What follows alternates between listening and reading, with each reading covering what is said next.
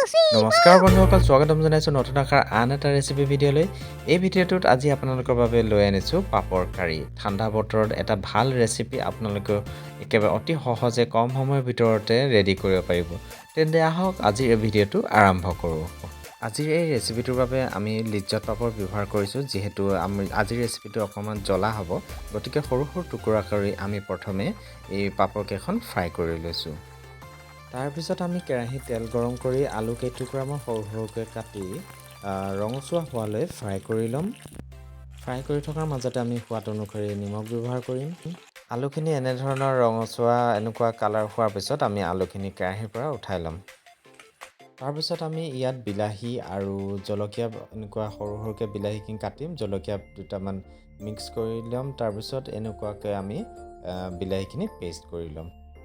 তাৰপিছত ইফালে আমি যিখিনি আলু ফ্ৰাই কৰিছিলোঁ, সেই আলু ফ্ৰাই কৰা তেলখিনিতে 2 কিলা তেজপাত দি দিলোঁ আৰু এটা কাটি লৈছোঁ পিঁয়াজখিনি ইয়াৰ ওপৰত দি দিছোঁ। পিঁয়াজখিনি দি দিয়াৰ পিছত আমি পিঁয়াজখিনি ৰঙচুৱা হোৱালৈকে এনেদৰে অকণমান সময় ভাজি থাকিম আৰু এই পিঁয়াজখিনিৰ ওপৰতে আমি 2টা জলকীয়া কাটি দিছোঁ আৰু অকণমান সময় পুনৰ ৰঙচুৱা পৰালৈকে ভাজি ল'ম। পিঁয়াজখিনি এনেকৈ অকণমান সময় ভজাৰ পিছত আমি পিঁয়াজখিনিৰ ওপৰতে যিখিনি বিলাহী পেষ্ট বনাইছিলোঁ, সেই বিলাহী পেষ্টখিনি ইয়াৰ ওপৰত দি দিম। তাৰপিছত পিঁয়াজখিনিৰ সৈতে পেষ্টখিনি দিয়াৰ পিছত আমি এই পেষ্টখিনিৰ ওপৰতে হালধি, জিৰা, ধনিয়া আৰু জলকীয়া গুড়া আমি ব্যৱহাৰ কৰিম আৰু পুনৰ অকণমান সময়ৰ কাৰণে আমি ভাজি থাকিম।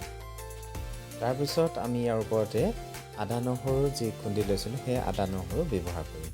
এনেদৰে আমি সকলোবিলাক সামগ্ৰী যেনে গুড়া মছলাকে আদি কৰি খুন্দি লোৱা আদা নহৰু ব্যৱহাৰ কৰাৰ পিছত অকণমান মিক্স কৰাৰ পিছত আমি যিখিনি আলু ফ্ৰাই কৰি লৈছিলোঁ, সেই ফ্ৰাই কৰা আলুখিনি এই পেষ্টখিনিৰ সৈতে ভালদৰে এনেদৰে আপোনালোকে যি দেখা পাইছে, এনেদৰে আমি অকণমান সময় পুনৰ এই পেষ্টখিনিৰ লগত এই আলু ফ্ৰাইখিনি মিক্স কৰি ল'ম। ধুনীয়াকৈ সকলোবিলাক মিক্স কৰাৰ পিছত আপোনালোকে দেখা পাইছে কি ধুনীয়া কালাৰ, গোন্ধ কি ধুনীয়া ওলাইছে। আপোনালোকে দেখা পাইছে কালাৰটো, আপোনালোকে অনুমান কৰিব পাৰিছে যে খাবলৈ এইটো কেনেকুৱা হ'ব। এতিয়া আমি এইখিনিৰ ওপৰতে ব্যৱহাৰ কৰি দিম পানী। সোৱাদ আপোনালোকে যিমানখিনি পানী ব্যৱহাৰ কৰিব বিচাৰে সিমানখিনি আপোনালোকে পানী ব্যৱহাৰ কৰিব আৰু অকণমান সময় এয়া উতলিবলৈ দিব। এয়া মই অকণমান সময় উতলিবলৈ দিলোঁ, এয়া উতল আহিছে আৰু এতিয়া এই উতলি থকা পানীখিনিৰ জোলখিনিৰ ওপৰতে আমি যিখিনি ফ্ৰাই কৰি লৈছিলোঁ পাপৰ ফ্ৰাই, সেই পাপৰ ফ্ৰাইখিনি গোটেইখিনি ইয়াৰ ওপৰতে এনেকৈ দি দিম।